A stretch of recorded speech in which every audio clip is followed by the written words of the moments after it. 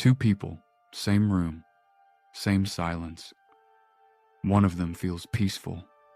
The other feels like they're slowly disappearing.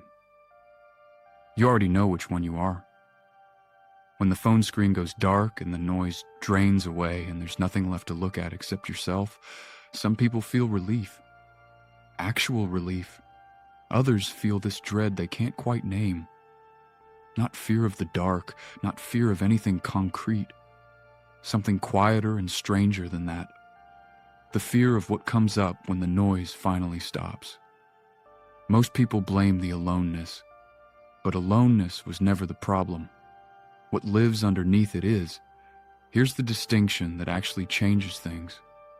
Loneliness and solitude are not the same experience, not even close.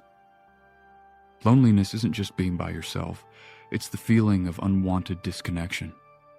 The body reads it as threat, as rejection, as a signal that something has gone wrong, and that state is genuinely painful.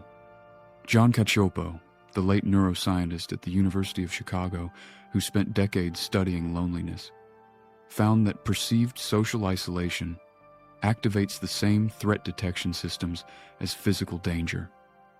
The nervous system doesn't distinguish between a broken bone and a broken sense of belonging.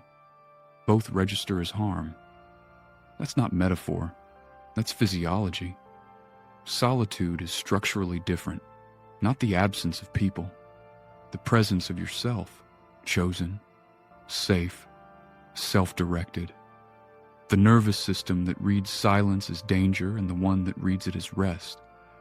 Those are two different relationships with being alone. And here's what matters. That relationship is not fixed. It can shift. So why does silence feel like danger to so many people? It's not weakness. It's something that's happened quietly and almost completely to the inner life. Modern life doesn't leave you unoccupied for long. A notification arrives before you've finished processing the last one. Feeds replace stillness with comparison. Noise fills every gap that opens, and the nervous system adapts to that. It comes to expect constant external input, and when that input disappears, it doesn't simply rest. It panics slightly, and into that small panic, buried things surface.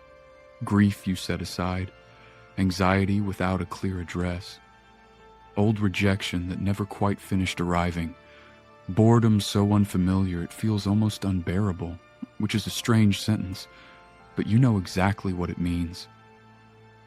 People sit alone for 10 minutes and decide, I hate being alone. But the more honest sentence is harder to say out loud. I don't yet feel safe with what being alone brings up. Developmental psychologist Robert Kaplan, whose research specifically distinguishes between different motivations for solitude, has shown that the psychological cost of being alone depends largely on whether that aloneness is chosen or imposed. When it's perceived as voluntary and safe, it carries none of the social harm associated with lonely withdrawal. The suffering isn't in the solitude itself, it's in the relationship to it. And here's the reframe the research quietly supports. Being alone didn't create the emptiness. It revealed an emptiness that was already there. That's painful, but it's also, finally, honest. What the neuroscience adds is something worth actually sitting with. When the mind is allowed to rest from constant external input, not numbing out, not doom scrolling, but genuinely quiet, the brain's default mode network activates. This is the network involved in what researchers call autobiographical processing, integrating memory, constructing identity, simulating the future. The resting mind isn't idle. It's doing some of the most essential work a self can do.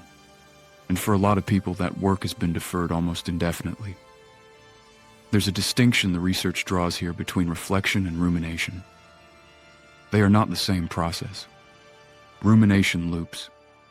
It revisits the same thing and traps you there. Reflection integrates. It moves through something rather than spinning inside it. Studies on attention restoration suggest that intentional periods of quiet can help restore the depth of focus that chronic digital stimulation fragments. The goal isn't a blank mind, it's a less fractured one.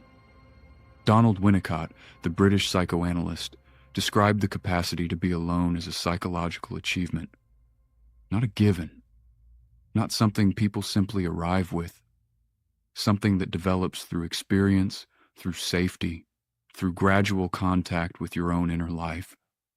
That framing matters, because it means if you haven't built this capacity yet, you're not broken. You're just earlier in a process than you realized.